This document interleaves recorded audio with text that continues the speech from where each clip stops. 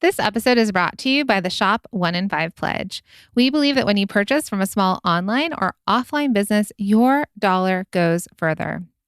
Hey friends, Mina and I created the Shop 1 in 5 Pledge, and we're inviting you to take it with us. It's a commitment to make 1 in 5 of your purchases from a small business, online or offline. It's a way to make an impact together where and when it matters most. Because the truth is, your purchasing power matters now more than ever. Head to shop1in5.com to take the pledge. Make that commitment to shop 1 in 5 of your purchases towards a small business. We also invite you to shop the directory if you don't know where to find other small businesses. It's right there on the page.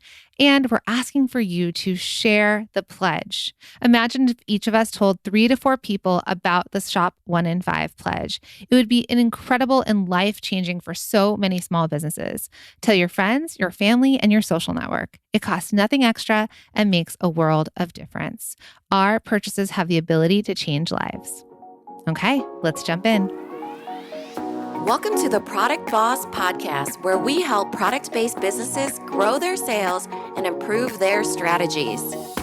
Hey everyone, I want to introduce you to my co-host and biz bestie, Mina Kunlo-Sitep, an Amazon guru that has built a multi-6-figure product-based business. And introducing the other half of the Product Boss, Jacqueline Snyder. She has helped launch and grow over 500 fashion apparel and accessory brands, even one of her own. And together, we share our inventory of secret weapons that will help you dig deep and do the work it takes. Are you ready? Let's build together. Hey, everybody, and welcome to another episode of the Product Boss Podcast. I'm your host, Jacqueline Snyder, with my delightful co-host, Mina Kunlo-Sitep. Hey, Mina. Hey, Jacqueline.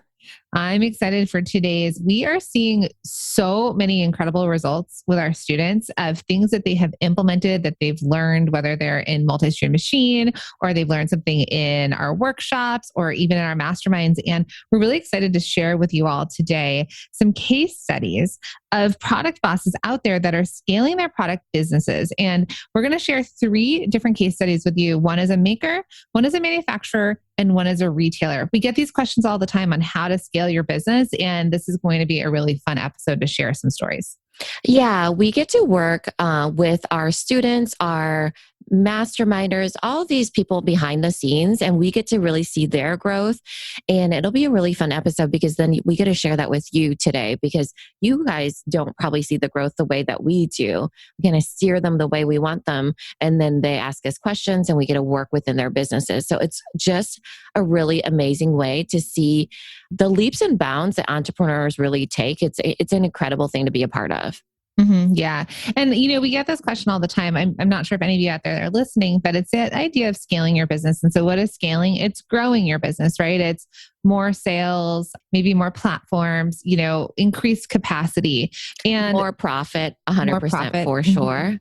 And so many times we get a little bit of pushback or hesitancy from students or people in the community that are afraid, like, what will happen if my business actually does take off? Like, do any of you feel that way out there? Like, what will happen if I actually do succeed? Or, they always say, like, what if everybody wants my product? It's like all of us are hoping and wishing for that. But well, that's a good problem to have, right?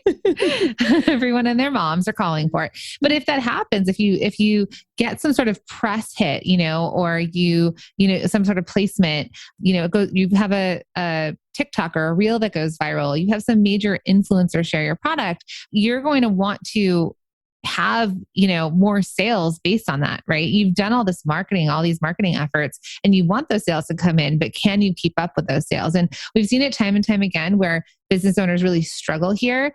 And I think that fear sometimes holds them back from taking these steps forward. So we wanted to share some incredible stories of product bosses that we've worked with and students that have done it, and they've actually found freedom and more profit, and they're able to, make more money and live these incredible lives that they've been wanting to live. Yeah, for sure. It has a lot to do with, the bigger you scale, the better your systems have to be. Right? So these are all incredible case studies. You're just going to be blown away, and it'll be really it will be really inspiring. So that's what our hope is, that it inspires you to know that it can be done, and it's proof that it can be done. Right. Proof. I think sometimes we had this conversation. We were on a podcast yesterday about sort of what was the thing for you and I that shifted when we really saw our business take off. Like when we went from sort of the product boss only being on Fridays, because working on the Fridays. Yeah. If you don't know us very well, Mina and I both also have other businesses. So Mina has Little Labels, which is her product business. And I have Designer Consulting Co-op, which is my consulting business for fashion brands. I'm no longer taking new clients there. So nobody jump over there. Disclaimer. The clients that are in, and that's it for now. But we have those two businesses. And so those were, if we talk about 5-day work week, those were 4 of the days. And then one of the day extra was the product boss. Well, now the product boss is like 7.5 days a week. 24/7, 7 days a week, which is amazing. And our other businesses, like Mina's been able to scale Little Labels where it doesn't require her all the time. Designer Consulting Co-op for me, I've been able to, I have very specific clients and kind of pulled back there, but and now it's switched for us. And so someone asked, when did that switch? And it was sort of like when Mina and I took that lid off of the jar in which like the product boss could be contained in, and we're like, anything is possible. We could grow this bigger. And I think that's something we want you all to maybe take away from this episode, that you can see possibilities out there, because we were surrounded by other people showing us that was possible. And we want to take the lid off for you as well, so you can see what may be possible for you in your business. Yeah, I love that you brought that up, because, we won't believe it till we see it, sort of thing. And a lot of times we don't see people that do scale product businesses, for example. But the reason why Jack and I wanted to share these particular case studies in particular is because we want to show you there's a path to profit for every single person out there. With me, when she was talking about Little Labels, I really went in the realm of manufacturing, for example. And that really helped me scale the way I wanted to with the life that I wanted. But there's also, this is really case studies. We'll have a case study of a maker and a manufacturer like me, and then a retailer. So whatever that looks like for you, it's been done with having a physical good, a physical product. We're going to show you, and we're going to inspire you today. Mm-hmm. So our first maker is Brooke from Be Happy Design. So we are going to link to all of the business owners that we talk about in the show notes, so you can buy from them, support them, follow them on social media, do what you can to support. So Brooke of Be Happy Designs, she is a knitter, and she started a knitting business of knitting handmade hats, like those pom-pom beanie hats. And she really was struggling to keep up with the business, because she's the knitter, right? She was knitting all the hats. So, Mina, tell us a little bit more about Brooke. Yeah, and we'll link it in the show notes as well. She was on the podcast. So you probably heard about how she had this big, bold move, big adventure of selling everything that she had. They're a house in Iowa, where I am, and they packed their kids up and they hit the road. She started to scale the business from her RV, which is an incredible RV. If there's anybody to follow on Instagram, it is Brooke, because she's just amazing. It's incredible how beautiful that RV is. She has her kids there. She has 3 kids, and she's really making it happen. Her challenge really was, how do I scale a handmade business where I'm knitting all the things? And how can I do that even in the scope of being on the road with my kids? Mm-hmm, absolutely. So, and Brooke had like high demand. So people followed her on social media. They saw her wear the hats, especially she has this crossover audience of people following her and her travel, her RV life, as well as wanting what she wears and wanting what she's selling, which are the hats. And so, like you said, her challenge was really scaling that. I remember before she started working with us, or right when she kind of started working with us, she was really hitting this momentum in her business. And she had to turn down, I think it was like 40 different retailers that wanted to buy from her, because she could not hit that capacity. She couldn't possibly herself. She was her own bottleneck for sure. I mean, nobody alive can knit that many hats. Nobody. We know that as a fact. Actually, every time we talk to her, she's like knitting every time she's on a call with us. But yeah, so that was her challenge, right? It was that she kept hitting capacity. The demand was there, which is, we all want the demand to be there for our products, but she wasn't able to fulfill the products. And I know, and I talked about this earlier in the episode, where a lot of you feel that way. Like, okay, if I suddenly hit it the way I wanted to hit it, I'm not going to be able to keep up. And you know that Brooke didn't want to spend this time where they sold all of their, earthly belongings, bought an RV to go on the road with their children, homeschool their children, see the country, and actually for her to miss it all because she was knitting. So that was her challenge. It was like, how do I keep up with that? So, Brooke ended up becoming a student in multi-stream machine. And she was really able to start to finesse and scale her business. And once she really saw that take off and that she was selling more and she was keeping up, and we'll share with you how she did that, she then joined our mastermind. So she's now a masterminder, but she's also a multi-stream machine student. So what was her solution, Mina? Like, how did she end up being a maker that could keep up with the demand? A lot of it has to do with systems and inventory. So when you're feeling like you're drowning in all of the things that you need to do, the demand that is expected of you and you can't fulfill, there's a capacity issue. You don't have what they want on the shelves. So how do you solve that? Well, you need to get a grasp on your inventory. But how can you create inventory? As a maker, you actually have to create it with your hands. But here's the thing. People think that it has to be with their own hands. But really, it can be with anybody's hands, right? If you want to say handmade, she could have manufactured, but let's not go there, right? So it has to be made. Inventory has to be made in order for her to sell. Because the question is, what is she going to sell, right? So the solution for her in the very, very beginning is to think about, okay, what is my capacity? I need to figure out what that is. And then I need to hire against it as far as, okay, these people are going to start building up an inventory for me and I'm going to give them a system. So a lot of times she hires on these other knitters, which by the way is employing artists, essentially, right? Knitters that are, a lot of them are like designers and that sort of thing, like and crafters. They need a way to make money. So one of her employees actually said that she made enough money to put a down payment on a house. Yeah, which is incredible, right? Because she needed that money during COVID for sure. And so it's just been this beautiful thing, but she's been able to teach them in a way where it's like, okay, I'm building this inventory. Here is what you're making. And so we're talking about systems here. And here are the photos that you need to take along the way too, because I'm going to put these on the website. I'm going to sell them in this particular launch. So see how I kind of moved you through she thought about the entire thing. This is the inventory. These are the in-process things that are happening. And then this is the finished good that I'm selling at the end to make me money. So it all came together as far as, okay, this is how she had to think about it, was from all the way from the stabilization from her systems all the way to scaling and making sales. Right. And I want to add back into what you're talking about from systems. So a lot of you are like, well, that's great that Brooke was doing so well. She could hire people. Well, she didn't start with the team that she has now. She started with one knitter, maybe two knitters, right? She first and said, a shipper. Yeah. So she really first, though, when she first started this and when she was she first, became a student in multi-stream machine, for example, she was doing majority and she was sort of outsourcing, knitting to people, not at the capacity again that she could keep up. I think what she really implemented also from being a student in the course was really looking at her pricing.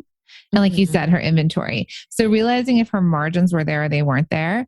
And then also, so once she was able to really assess her margins and say, like, am I profitable here? Do I have enough money built into each hat, for example, to then be able to have enough money to hire more people? And she worked on that as a student. She also, like you said, she looked at her inventory and was like, okay, for the demand that's out there, how much inventory do I need to have? How do I stock this inventory? If you follow her, you'll see her pictures in her RV of where she keeps all the yarn. She has them send the hats back to her, like wherever she is in the country. And she's actually the one right now that still fulfills and ships. Yeah, I had that wrong. I was thinking she was shipping, but they're actually shipping to her. And what's funny is that for a little time period here, she was at her parents' house and she's like, is it okay if I have them send everything to your house? Because she's now... Her parents' house, not your house, right? I mean, yeah. Yeah, she's talking to her parents in this case. And so she sent everything to her parents' house because now cut to a year later, she's fulfilling a bunch of wholesale orders right now. So now she's accumulated all the inventory she needs to meet that demand for wholesalers. Yeah. And so exactly, that's the result. So now we're looking at this, as a student, now a masterminder, and what she's really fleshed out that she's actually been able to keep up with capacity so much. So I think she was only, like, the last time we spoke to her, 10 hats away from having, and we're recording this in August. So having all of her holiday orders for wholesale produced all the way in the It was summer. thousands of hats. Thousands. And like massive companies have been buying from her. And so think about that, right? Because last year, I think it was even last year, she had to say no to them. She was still knitting up till the moment it needed to be sent out during her busiest time of year, which is the fall and the winter. Now she was really able to look up, remember her margins. She worked on her systems as a student in Multi-Stream Machine.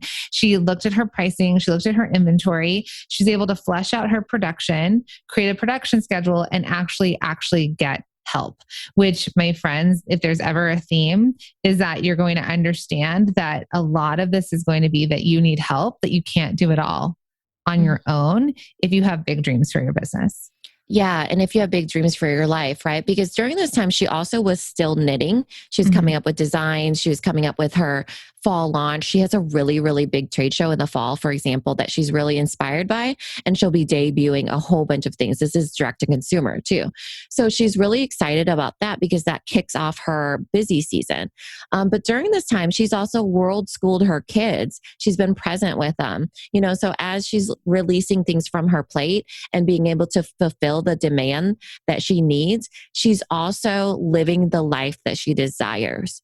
And so really keep that in mind too, because, as you're bringing on help, and that's the right help because you're helping those people too. You're putting, you're building a business, but you're also contributing to the amount of jobs that are out there in the world, especially for crafters, right? And artists and that sort of thing. So it's just been a beautiful thing to see. And she's just been really great at figuring it out along the way. Hey, Product Boss, can you believe it's already time to start gearing up for the holiday season? The busiest time for Product Bosses is coming up fast, and we want to help you get ready to make it your best one yet. Because if you're being honest and we're being honest, right about now, you might feel like you hardly have enough time as it is. How are you supposed to fit 100 hours into 40? How can you get all the things done? You're not sure your business can handle the influx of the holiday season. You'd love to scale, but how are you supposed to do that? Especially if you're making everything yourself. And you're not even sure what to focus on. Which products should you be highlighting? How many do you really need? Is there a way to scale without offering 100 options? And spoiler alert, yes, there is. Well, you're not alone, friend. So many product bosses feel this way, especially toward the end of the year, and we're here to help. That's why we created our upcoming free workshop series, The Product Boss's Guide to Getting Holiday Ready. We're hosting 3 free workshops where we're sharing some of the biggest tips and tricks on how to prepare yourself and your business so you can make the most of the profit pop at the end of the year. We want to help you gear up for the busiest time of year so you can crush those goals and make your holiday season the best one yet without the overwhelm, because we know you want to enjoy the holidays too. So head to rockyourholidaypromotions.com/free-workshop. And yes, that's a mouthful. So the easier thing to do would just be click on the link in the show notes. And let's gear up for the end of the year together. All right, so let's jump into another case study about manufacturing and how you could scale your manufacturing business. So we want to share John and Chelsea. They're the owners of Dome Dock. You may have also heard them on the podcast, and they were able to scale what actually started as a handmade business. So they were a handmade business on Etsy, and they were able to then scale that into a manufactured business where they're no longer needing to sit outside in the shed. I always say whittle the wood. For every order. But it's true because when they first started with us, John would be in I think it was like a garage, and he would literally be making Dome Docks in his garage. Yeah. So they're Dome Docks and they're really cool. They have this patented product, and what it is it's like a half moon shape dome dock. And what it's meant to do is to store your hats vertically, so you can stack multiple baseball caps on top of themselves against the wall. It's like the home edit's dream, right? It's like, where do I put all my hats? I think it's like up to 30 caps. It's really incredible. I actually have the 3-part one that was what they started on with Etsy, which was the wood version that were 3 together. And they were very successful in that. So they knew they had a product that was for what they envisioned to be the hat rack reinvented, right? Stacking them inside of each other. Mm-hmm. So that's who they are. And they're a husband and wife couple, based in Texas with a young family that had this great idea and saw a lot of success on Etsy as makers. Well, what they ended up doing in the fall of 2019 was they saw that it was doing so well. And I think it was John who concepted, instead of it being this wood hat rack, that it turned, or, a dome dock, instead of it being made out of wood, that they could do a mold injection and create a mass manufactured version of this. It's a little bit more sleek and modern. And so what they did is they ended up doing a Kickstarter to raise money to be able to do an injection mold, to then be able to afford the injection mold, because those things are quite expensive, to then be able to scale their business from handmade to manufacturing and to be able to reach a bigger market. Right. And they even got their patent. So it's just been really incredible to see their journey too. So they got the mold injection. So they were able to go to a manufacturer and say, here's what we want. And here's what we're going to start doing. So they started, their first step really was that they started manufacturing. When we started working with them, it was actually pretty incredible, the progression of ordering. Like, okay, we ordered, I don't know, it was at I think 10,000 was 10,000 their very first order they had to order. Gone in like a month. Then they ordered, 30,000, gone in so quickly. So it's just been really incredible. And then the way they did that was they scaled with Facebook ads. I want to bring that up because, Jacqueline and I will really talk about organic first and then Facebook ads, but they really started with Facebook ads first and it really catapulted them. But here's the thing that happened. Facebook ads is just like any other platform around. You can't solely be dependent on just one. We've talked about this a lot. Like you can't just be dependent on Amazon or Etsy or even Facebook ads, because when that faucet gets turned off, it's really hard on your business. And that's exactly what happened, right? iOS, we all, if you do ads, you know exactly what I'm talking about. You feel the pain with them and with us. The iOS privacy updates, basically. Apple and Facebook kind of stopped working the way we were all working together. So the iOS updates really changed the way that Facebook ads could reach potential customers and consumers, right? Because there were security updates. So what happened is anyone that was running paid advertising really hit like a stumbling block of what worked no longer was working. And so that's what they saw, that while they still run ads, what was working wasn't working and the costs were going up on cost per lead and the results weren't there. So they really had to think through, what do we do with this? Because my friends, like through being students in Multi-Stream Machine and in our mastermind and all the amazing work that they've done, and they talk about this on the podcast, they became $1 million business within 10 months. Now they're a multi-million-dollar business in less than a year and a half. And we've worked with them this whole time since they started the manufacturing part where they were able to get that mold injection. And so that's the challenge, right? So what did they do then, Nina? So, as the challenge was keeping up with their growth. Cause listening to even you say it, I'm just like, holy moly, that's crazy. If we add up the months. and so the challenge was, right, and I just want to go back, right? So they started on Etsy as a handmade business. That was their original platform that they were selling on. Okay. They thought, we've got something, let's scale this. So again, when we said you can't do this without help, they scaled it by then being able to go to a manufacturer and mass produce their product. At that same time, they were able to take on an ad agency, and then they were able to scale even more and actually sell, tens of thousands of units because they were using Facebook ads to grow their business as manufacturers.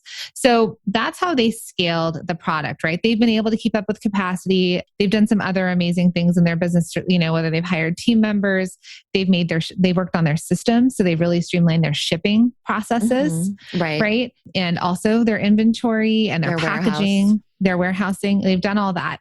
And they knew that they were set up, okay, we could fulfill the orders we need to fulfill. So then cut to Facebook ads not working. And then what did they do then? So that if that faucet was turned off, what we teach all the time, especially in Multi-Stream Machine, is multiple platforms, right? Because if something gets kicked out from underneath you, you need something else to fall back on. For sure. So the challenge is keeping up with their growth and hitting a ceiling when it came to the sales part, because you and I were working with them on the stabilization part, right? Figuring it out. We're scaling their business, but then the ads and everything was scaling their sales. So now that actually was turned off quite a bit. So now we're like, okay, how can we keep scaling your sales? Right. And so that was a challenge, keeping up with that growth, how they were already growing before. And so what we did was we really worked with them on getting on other platforms.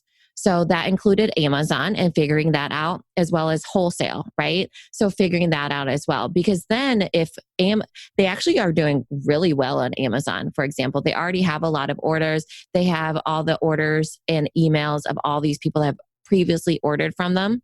So it's kind of a little bit of a, guiding them to where you want them to rebuy from you. So guiding your customers. Yeah, guiding your customers. So now they have Amazon. They're getting that moving. So then they haven't stopped doing ads, Facebook ads. They're just making another lane for themselves to be able to move forward in, right? Mm-hmm. And then they're also doing a wholesale. So they got into a local, really big sports, like a sports shop. And so in Texas, and that was really, really amazing. So that will really be the start of a snowball for something that could really look like selling to big retailers for them. So It's been really exciting because they've gotten to a certain point by doing a certain thing, Facebook ads, Etsy, but now they have to kind of shift a little bit to see how can we grow from here. So what Jacqueline and I say all the time is that what gets you to a certain point probably is not what gets you to the next point, right? You just do it until it doesn't work anymore. Mm-hmm. Yeah. So that was their solution. So their solution was that, again, they scaled by working with a manufacturer. They were using paid ads, and then they were able to then jump onto other platforms that made sense for their business, that made sense for them, and that made sense for their customers. So Amazon and wholesale. So they got onto other platforms. Now, here's the benefit to that. Okay. So when we talk about your businesses and we talk about each of you having a different path to profit, each of you have a different life. So they have kids, they like to travel, they don't want to be sitting in-house shipping all the time, and they are shipping. Well, they had hired a warehouse manager, and he recently had to leave. And so it was back on their plate, right? It was back on their plate to be able to keep up with this capacity of shipping. So here's the solution. Because they're doing so well on Amazon acts as a partner to your business, and Amazon will actually fulfill for you, right? Amazon will sell for you, and Amazon will fulfill for you. So by having that platform added on to their business, if they lean in, like Nina was saying, like one of our strategies for them was to email their list and send the traffic to Amazon and not send the traffic to their own website. Because right now they're at capacity with how much they can fulfill themselves, but if they ship one bulk amount of shipment to Amazon, Amazon can fulfill for them. So that's a benefit of taking partnerships like that, where they don't have to worry so much about the sales on Amazon, because Amazon has its own algorithm and its own customer base. And also it can also fulfill for them. Yeah, they have a daughter who's in summer break right now. And so they've gone on a family vacation, for example. So their business can still continue to move forward even without them, even though the warehouse guy is not there anymore, right? So really continuing to move forward. Yeah. So how amazing is that, right? For all of you, like how amazing would it be that even if you had someone helping you and that person left temporarily, your business could still continue. And that's what's happening with them, right? So they've been able to scale the business. John no longer has to be whittling the wood racks in the back. They also don't always have to be shipping. They've grown their business enough that they can hire a team. And if that team falls out as well, they have these other platforms they can lean on, like Amazon, that they could send all of their traffic to in the meantime to be able to still generate those sales. So we're really proud of the both of them. They've done an amazing job, and that's Domebach. So our last case study today that we want to share with you is about a retailer. So this is a little bit of a flipped idea for everyone. So it's Peggy, and she owns Oakland Tea Co. Again, we'll link to that in the show notes. And she started off as a tea shop, she has a retail shop. She has a cafe. So she has that in an office building, and she was selling in this cafe to all of the people in the building. That's who would generally come eat at her cafe. Mm-hmm. And so she really has this brilliance to her. Like if you ever meet her, she's just so smart when it comes to marketing. And she created tea boxes essentially. So she started selling like different syrups, She sells loose leaf teas and curated boba kits, as well as kind of like other accoutrements that go with tea. Do you like that word? Yes. Do they call that for tea though? I don't know. Just to try to be fancy. So she really saw what her customers, what's really nice about having like a brick and mortar or a cafe or anything like a retail shop is that you get direct access to customer feedback. So you know what they want and what they don't want. So she realized that they really love the teas, the boba, the even the syrups and everything that goes together. But what they really liked was her putting it together for them. So she started off with boxes that were curated by her of like boba kits and tea kits. And they could buy loose leaf ones, which they do. And she does sell like a lot of like matcha and everything like that. So it was just, she flipped it for herself where she was able to upsell the customer that was coming in for a sandwich and perhaps some tea into a, boba kit that was like, hey, you should take this with your friends and do this boba kit party night. And this would be really fun. And she was able to sell a lot of them just by simply doing that. Yeah. So, the challenge here, what it is it's the challenge was that she had a cafe with products that people loved and they wanted to buy them from her, right? They're like, I want to buy these. So she created her own product for her cafe. So she kind of became a product boss with a product that she could sell to people because the demand was there. Ooh, I love this. I'd love to take it home. We've all bought coffee at Starbucks or like, when you go to a coffee shop, you're like, oh, I love the coffee. Can I take that home? So she built this, but her challenge was that she was an in-person business, right? She had in-person retailers or customers and foot traffic walking in, and then she needed to sell. And so there was that, but she needed to scale it. So she needed to get it in front of more customers, like outside of just the people who walk into the cafe and want to buy. How does she get it in front of more customers? And so, she also is a student in Multi-Stream Machine. She did so well that she also then joined our mastermind. So all three of the people we've talked about are in our masterminds, but they all started in Multi-Stream Machine. So her challenge was that. So like Mina said, what did she do? So she looked at this and she said, where is my best opportunity to sell more? Like, where can I show up and sell to people who would want to buy what I sell? And so she does so well on social media. She does if you follow her at Oakland Tea Co., I mean, we're obsessed with watching her. Oh my gosh. She's like a genius when it comes to genius video. Marketer. Yes. And it's just so pleasing to watch, it's one of those so satisfying videos, but that's how she scaled, right? Her challenge was only having the foot traffic, having that data of here is people, I could get people to buy more from me. So she started selling them these kits. Well, then it was like, oh, but now that I know people love these kits, how do I grow even further? Well, what did she do? She went online and used her superpower of social media, right? She's so good at it. And then she's been able to scale and get in front of more eyes using social media. She's actually literally DMing us right now on social media. Because I'm on her Instagram looking at it while we're talking about this. And she's like, I love the podcast episode. And she's asking questions about the brick and mortar because she's a masterminder. She has access to us in that way. But yeah, so what she did is her aesthetic, I think people want to buy her cups all the time. You'll all understand when you follow her. Yeah. But she shows mixing the drink. So she shows products in use. So she shows recipes. She shows mixing the drink. It's beautiful. It's so Instagrammable. And that's the thing that's when we discovered her. We were like, this person's amazing. And we want everything that she makes. And her solution to that is that she sells kits. So that's what she's done. She's expanded from her brick and mortar to then having an online presence. She drives traffic to her online presence by showing up on social media, for example. Plus you can buy on social media. And she also has started to do a wholesale component to her business because remember we told you she's in this office building, she's actually starting to sell her gift boxes as for corporate gifting because they're coming in and they're loving it. So they're saying like, can I send this to our clients? Can we gift this to our employees for the holidays? So she was really able to also think about how to get in front of other people's audiences, how to get other sales platforms, and how to take this retail brick and mortar, straight up foot traffic online to reach more customers. Yes. Perfection. My God. Good. Amazing. Yes. Yeah. So that's the result, right? And also she's not done it on her own. So she has people who run the cafe. She has people that help her with fulfillment. She's the one I think that manages her social. But that's the thing, right? And I think the running story here is like you can't do it all on your own, but there is a potential for you all to get there. You just sometimes have to think differently than the way that you've been doing it. So we've, like what Mina said, whatever it takes you to get to this point, there might be a big shift in your business that needs to happen to get you to that next point. Yeah, for sure. There's this saying that I love so much. I don't love so much, but I don't know who says it.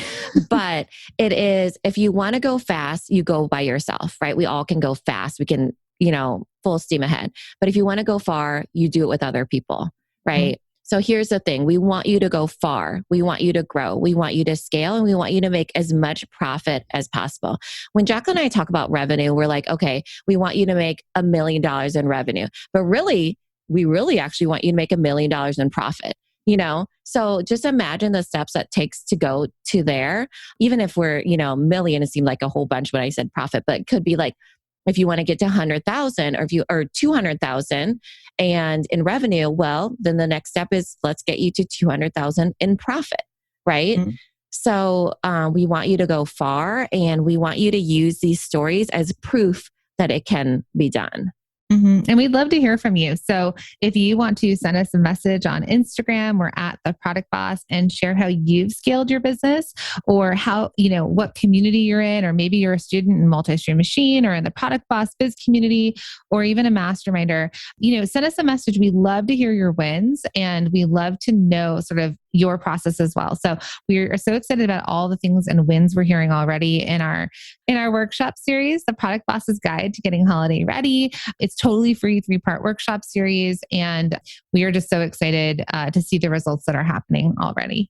Yeah, we'll see you in there. It's totally free, and we cannot wait to get that snowball rolling for you for this holiday season. Thank you for being here and listening all the way through the Product Boss podcast. If you love our show and it has helped you in any way in your business, would you mind doing 2 things for us? Subscribe to the show so you never miss an episode, and leave us a review. Reviews help other product entrepreneurs know that this is the place to be to grow their businesses and realize that they're not alone. And we know that you all know that a 5-star and honest review helps you sell more products to more people. So you know that your reviews help us reach more listeners around the world. Remember, what we give is what we receive, and we are all about helping each other in the Product Boss community. We are all in this together. We would be so appreciative of you if you could take the time right now to subscribe, leave a review, and even share this episode on social or someone you know, so we can impact more lives. And remember, subscribing means that you will get notified each time we release a new episode, so you never miss a thing. You have helped us grow and climb into the top 10 of all marketing podcasts, and together we can keep climbing. Thank you, friends. And remember, there is room at the top for all of us. This episode is brought to you by the Shop 1 in 5 Pledge. We believe that when you purchase from a small online or offline business, your dollar goes further. Hey friends, Mina and I created the Shop 1 in 5 Pledge, and we're inviting you to take the pledge with us. It's a commitment to make 1 in 5 of your purchases from a small business, online or offline. It's a way to make an impact together where and when it matters most. Because the truth is, your purchasing power matters now more than ever. We're inviting you to take the pledge if you head to shop1in5.com. The link is in the show notes. And when you get there, please make sure to share the pledge with your friends, your family, and your customers. Let's invite everyone to take the Shop 1 in 5 Pledge so that we can all use our purchasing power to change lives.